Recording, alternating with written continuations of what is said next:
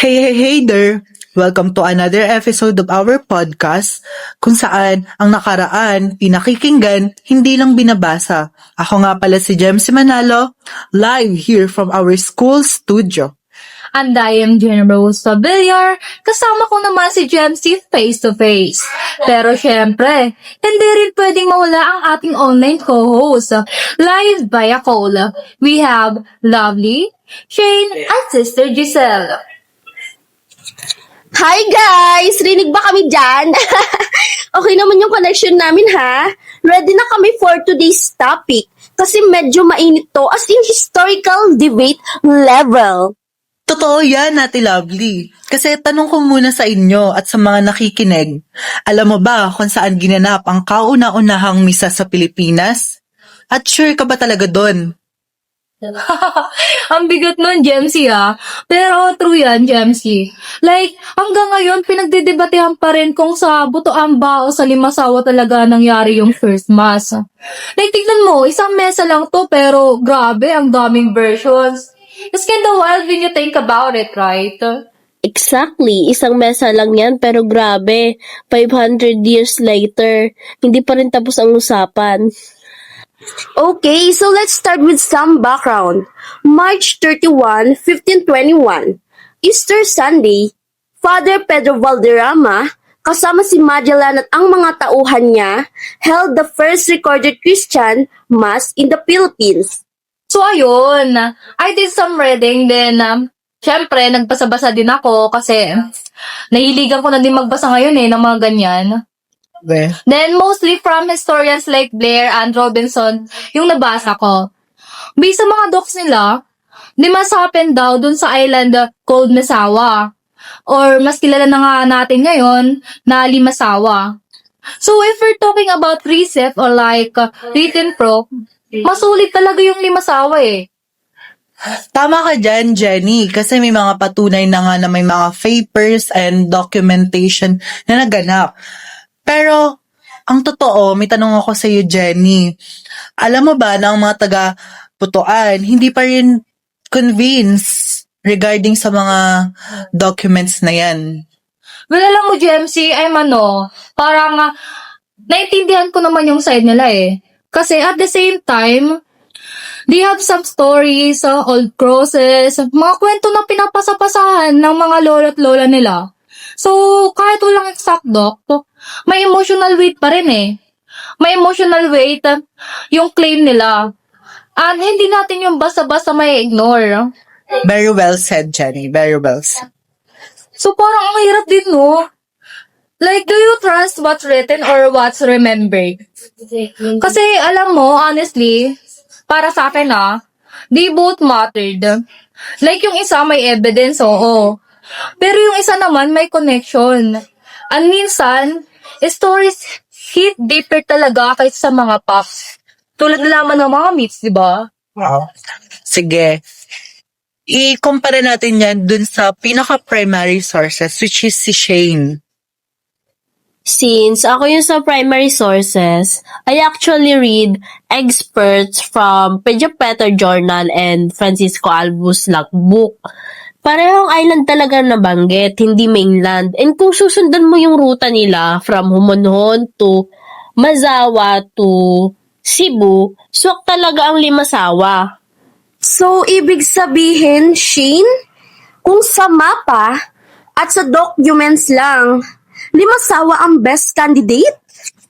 Yup. Pero syempre, Butuan sa oral history deserve respect din kasi minsan, hindi lang naman nakasulat ang katotohanan. Minsan, nasa kwento rin ng mga tao. So, I believe both are valid in their own ways. The documents give structure, but the oral stories give heart. And just to clarify, according to the National Historical Commission of the Philippines, Limasawa is officially recognized as the first mass site. Pero every year, Butuan still celebrates their own commemoration out of faith and pride. For me, it's not about who's right or wrong. It's about how both places show faith and identity. It's like saying, we may have different stories, but we all share one belief. Ay, totoo yan, Sister Giselle. Parang kahit iba-iba tayo ng side, parehong galing sa pagmamahal natin yun sa history natin. Nakso. Yun. Okay, pero wait lang. Gusto kong tanungin si Gemsy kasi kanina pa siya tahimik, oh. So, Gemsy, kung ikaw ang tatanungin, limasawa or butuan? Evidence o emotion, saan ka papanig? Ay, grabe kayo. Gusto niyo pa talagang pag-away ng dalawang probinsya, ha? Pero sige, POV ko to kasi para sa akin lang to. Sa'yo lang talaga. Sige. POV ko to para sa akin. Pareho silang mahalaga. Bakit? Limasawa has the document. Yes, may mga journals, may logs, and may coordination, base nga sa sinabi mo, Jenny. Pero Butuan has tradition and faith, and that's something no paper can erase.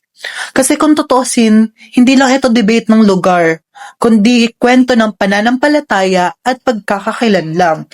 The first mass wasn't just about religious event.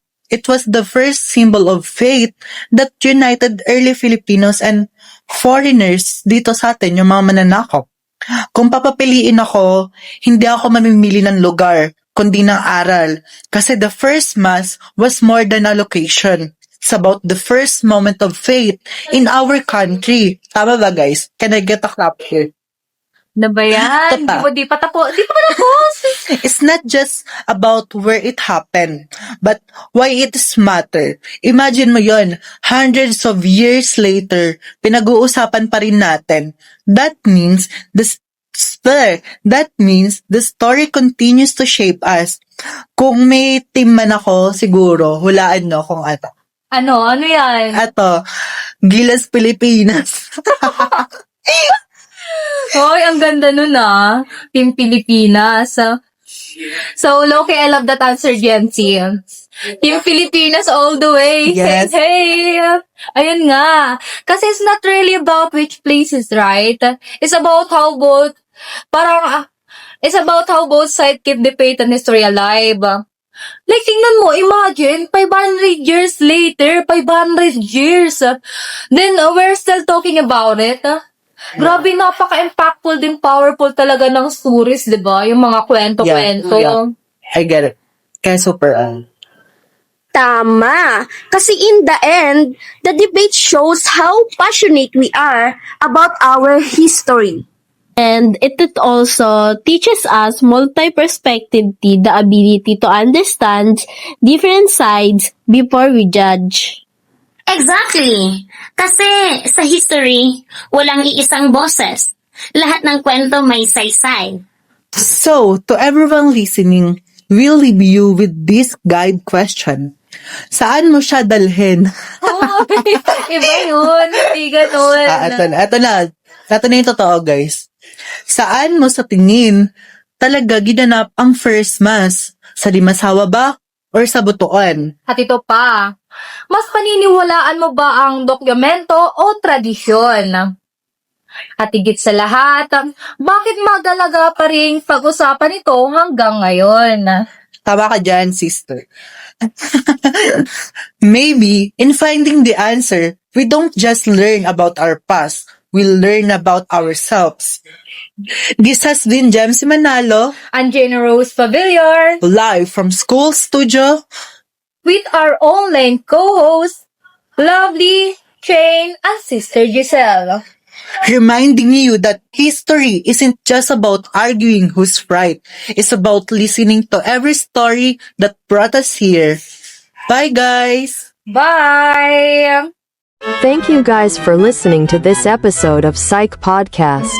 Hope you guys learn new things and history knowledge, and please watch our next episode.